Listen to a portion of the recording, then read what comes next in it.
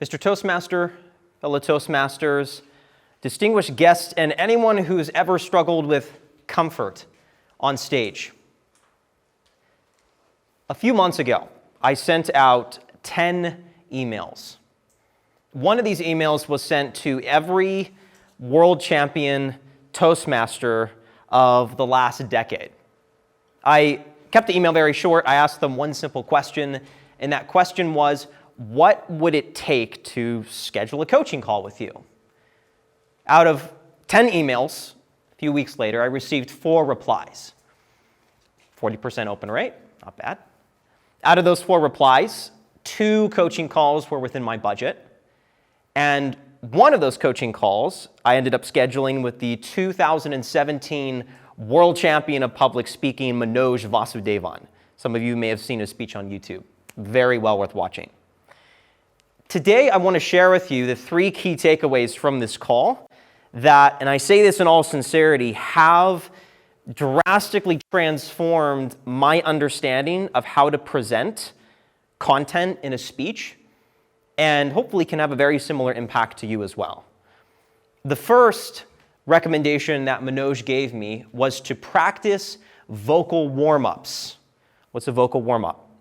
A vocal warm-up is very similar how you might treat any other muscle group in your body, because your larynx, your speaking instrument, whether we realize it or not, is a muscle. And as a muscle, it should be afforded the same care and preparation that any other muscle in our body might be treated. What do we do when we want to subject our body to some kind of strenuous activity? We warm up, right? We stretch to prevent any unnecessary strain or stress. And our voice should be treated no less. In fact, one of the simplest ways to practice this vocal warm-up, and this is what Manoj had suggested to me, was to practice tongue twisters. You know, those things that we would do as children to practice proper enunciation. There's 5 of them that I was given: cricket, wicket, unique, New York, strings are things that sing, red lorry, yellow lorry, and red leather, yellow leather. I've mentioned this to some of you before in our non-Toastmaster related conversations, but I like to say each of these 5 tongue twisters on the way to each Toastmasters meeting. I do these in the car. I also do these before any meeting that I have for work. And I tell you, there is a discernible difference. You sound better, you sound cleaner, crisper, and I've noticed within my own speech habits an inability to trip over my words, or at least I'm less likely to trip over my words when I warm up my voice ahead of time. The particular tongue twisters don't matter so much, so don't worry about taking mental notes of the list that I just gave you. The purpose is to find tongue twisters that hopefully engage a wide range of vowels and consonants. Again, you're trying to prime your voice to be able to speak and be on call when you present with your content. The second piece of advice that Manoj had diagnosed me with was to learn how to command the pause. I think many of us realize this. At least when I'm going through my Pathways material for Toastmasters, there's a distinct emphasis on how important silence is. Embracing silence and letting your audience's attention focus on you. One of the easiest ways to begin pausing in your speech is beforehand. I like to practice this with my presentations. Let the silence settle in and let the audience's attention focus on you. The second way you can do this is to simply give yourself permission to pause. Oftentimes that's all it takes, letting it be an option on the table, a tool, so to speak, that you can employ in your speaking. A few days ago when I was preparing for this presentation, I was asking myself, why is it that we know a pause is important, but we don't really internalize this? And my conclusion, this may or may not be right, but my observation was that I think it stems from our belief that there are these subconscious expectations that fall on the speaker. expectations that include not wasting the audience's time. There's a built-in assumption that we have to provide something of value. There's pressure, there's real-time accountability.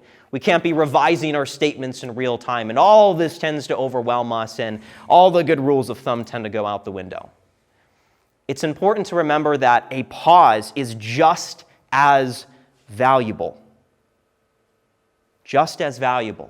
as the words that we speak.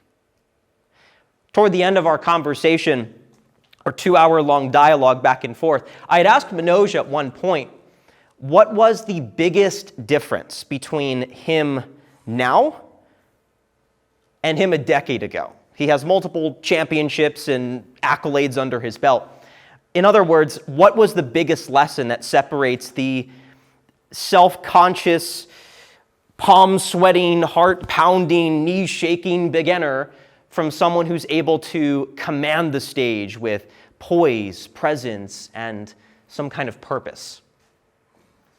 He introduced me to what I single-handedly believe is one of the most transformative mindsets that I've been able to internalize. I'm still working on this, but I've started to internalize this. The 3 M's of the speaker's mindset.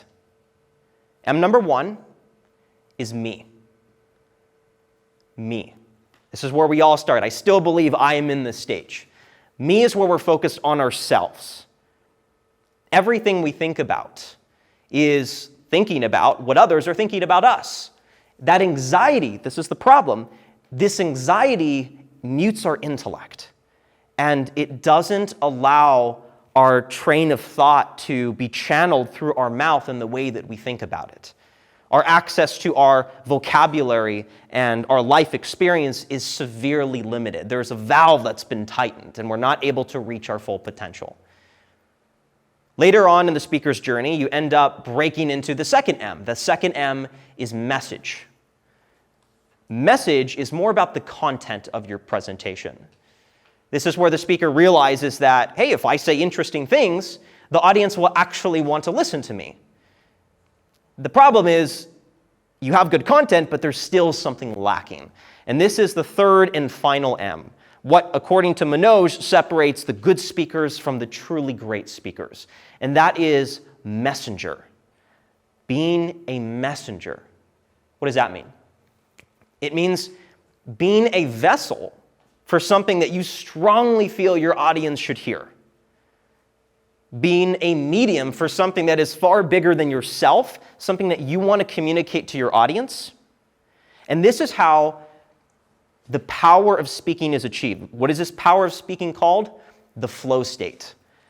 The flow state is something I'm sure many of you have heard before.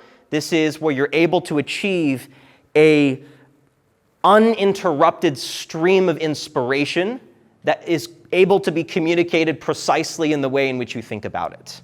It's very rare to tap into this, but you can tap into this 100% of the time if you're able to develop the right mindset. Being a messenger, which simply translates to caring about what you're delivering and caring enough about your audience, being a servant to your audience that you don't have the mental capacity to think about what they think about you. That is not even in your mental hard drive at the moment.